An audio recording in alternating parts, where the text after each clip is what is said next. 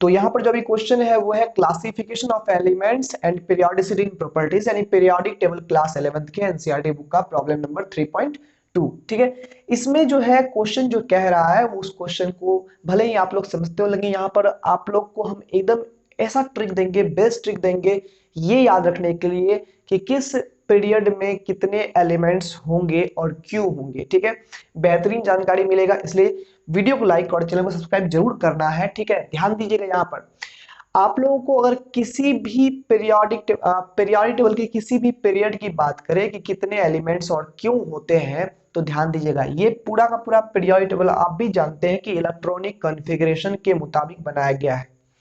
ध्यान दीजिएगा, electronic configuration में जो हम लोग एन पढ़ते हैं, एन मतलब प्रिंसिपल क्वांटम नंबर, जो कि ऑर्बिट को एक्सप्रेस करता है, यही एन जो है पीरियड को भी इंडिकेट करता है। N equal to 1, n equal to 2, n equal to 3, n equal to 4, n equal to 5, n equal to 6 and n equal to 7। N equal to 8 भी मान लीजिए भविष्य में आएगा। अभी तक हमारे पास 7 ही पीरियड इसीलिए है क्योंकि ऐसे ही हमारे पास अभी एटम्स हैं जिसमें 7 ऑर्बिट में इलेक्ट्रॉन होते हैं। ठीक है, 8वें ऑर्बिट में जब इलेक्ट्रॉन आएगा तब 8वां पीरियड का एलिमेंट बनेगा। ठीक है, अब ध्यान दीजिए, आपको तो इलेक्ट्रॉनिक कॉन्फ़िगरेशन याद होगा। चलिए 1 में क्या पढ़ते हैं, 1s पढ़ते हैं। 1s के बाद क्या पढ़ते हैं, 2s। जैसे 2 का स्टार्टिंग हुआ तो 2s यहां डाले 2 के सामने में। फिर 2 में 2p भी होता है, फिर 3s 3p, 4s आया तो 4 के सामने लिखेंगे 4s, 3d 4p। फिर यहाँ पर 5s आया तो 5 के सामने में शुरू करेंगे 5s, यहाँ से 5th पीरियड की स्टार्टिंग हो जाती है, तो यहाँ 5s, फिर 4d 5p, फिर 6s, फिर आता है 4f, फिर 5d, फिर 6p, तब यहाँ 7 के सामने में आता है 7s, फिर 5f, 6d, 7p, then 8s।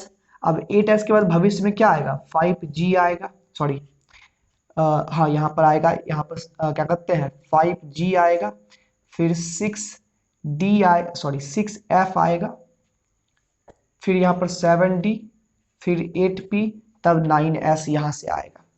तो ये भविष्य का बतला दी, ये कुछ नहीं, प्रिंसिपल के अकॉर्डिंग हमने यहाँ पर इलेक्ट्रॉनिक कन्फ्यूजन जैसा आपने भी याद किया होगा, 1s 2s 2p 3s 3p 4s 3d 4p 5s 4d 5p 6s 4f 5d 6p 7s 5f 6d 7p 8s तक जो आपने याद किया होगा वही हम यहाँ पर लिखे हैं। अंतर यहाँ पर यही है कि हमने यहाँ पीरियड वाइज यानी कि प्रिंसिपल क्वांटम नंबर के मुताबिक हमने अरेंज किया है। जैसे यहाँ पर 5s की स्टार्टिंग हुई तो हमने 5 के सामने में लिख दिया। 4 से स्टार्टिंग हुआ था तो 4s से हम लोग यहाँ पर लिखना शुरू किए, 4s 3d 4p तक लिखे। जैसे 5s इन किया तो 5 के सामने हम यहाँ पर लिख दिए। मतलब ये हुआ कि यहाँ से 5th पीरियड का एलिमेंट शुरू होता है, यहाँ से 6th पीरियड का एलिमेंट शुरू होता है, यहाँ से 7th पीरियड का, यहाँ से 8th पीरियड का, इस तरह से।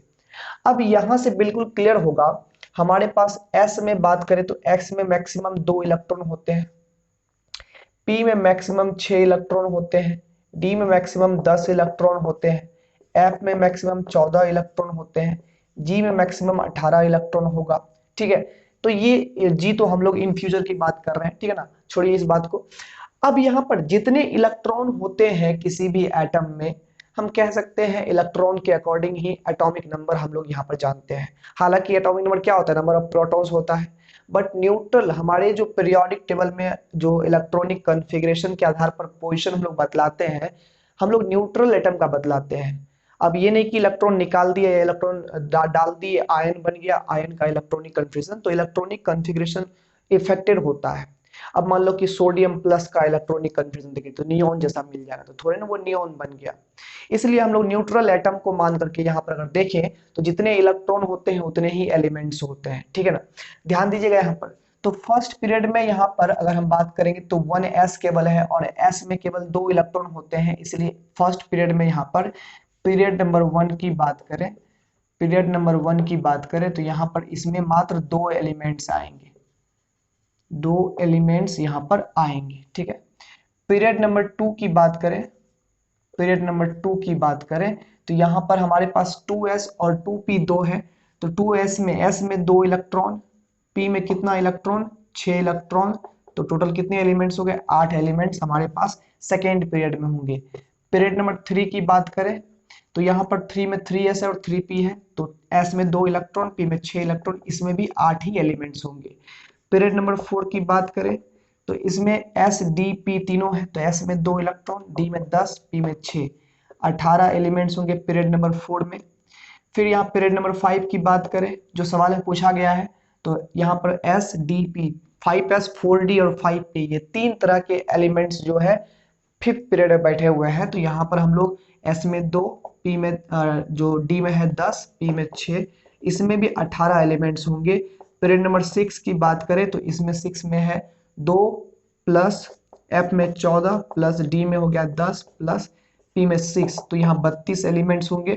पीरियड नंबर 7 की बात करें तो यहाँ पर भी है 2 14, सेम टू सेम है 2 प्लस 14 प्लस 10 प्लस 6, यहाँ भी 32 एलिमेंट होंगे।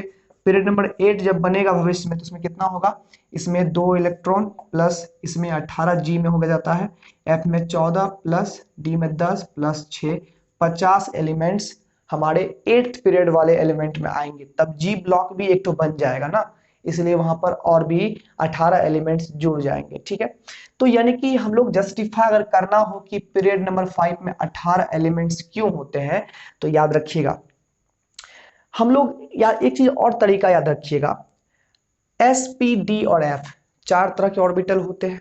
याद रखिएगा अगर हम लोग एस और पी की बात करें तो ये जो है जिस पीरियड में बैठा हुआ है, जिस पीरियड की बात कर रहे हैं एस और पी उसी ऑर्बिट का होगा। जैसे कि अगर फिफ्थ पीरियड की बात करें तो 5s और 5p उसी पीरियड में बैठा हुआ होगा। फोर्थ पीरियड की बात करें तो 4s और 4p का इलेक्ट्रॉन उसी पीरियड में बैठा हुआ होगा। लेकिन डी की बात करें तो डी जिसका भी होगा, जैसे कि 3d होगा तो वो फोर्थ पीरियड में ऐड होगा, 4d होगा तो वो फिफ्थ पीरियड में ऐड होगा, क्योंकि 5s के बाद तब 4d आता है। अगर 6d होगा तो वो 7th पीरियड में बैठा हुआ, डी एक अगले वाले पीरियड में बैठा हुआ रहता है, जिसका डी है उसके अगले वाले पीरियड में वो बैठा हुआ रहेगा। वही एफ की बात करें तो वो दो दूसरे वाले पीरियड में बैठा हुआ रहेगा। जैसे 4f की बात करें तो वो 5 भी नहीं 6th पीरियड में मिलेगा, और 5f की बात करें तो वो 6 नहीं 7th पीरियड में मिलेगा। तो जो पीरियड की बात करें, फिफ्थ पीरियड की बात करें तो फिफ्थ पीरियड में 5s और 5p का तो इलेक्ट्रॉन होगा ही, साथ ही साथ जो 4d होगा वो भी एलिमेंट कहाँ बैठा होगा, फिफ्थ पीरियड में। तो ये 4d 5s और 5p ये तीनों को मिला दिए तो आराम से बन गया यहाँ पर फिफ्थ पीरियड। तुम कहोगे सर 5 में तो 5d भी होता है, 5d बैठा होगा किसमें, सिक्स्थ पीरियड में। 5 में fb होता है तो 5f कहाँ बैठा होगा, 7th पीरियड में। 5 में gb होता है तो 5g बैठेगा कहाँ पर, 8th पीरियड में। ये याद रखिएगा, और इसके अकॉर्डिंग हम लोग किसी भी पीरियड में कितने एलिमेंट्स होते हैं इसको जस्टिफाई कर सकते हैं।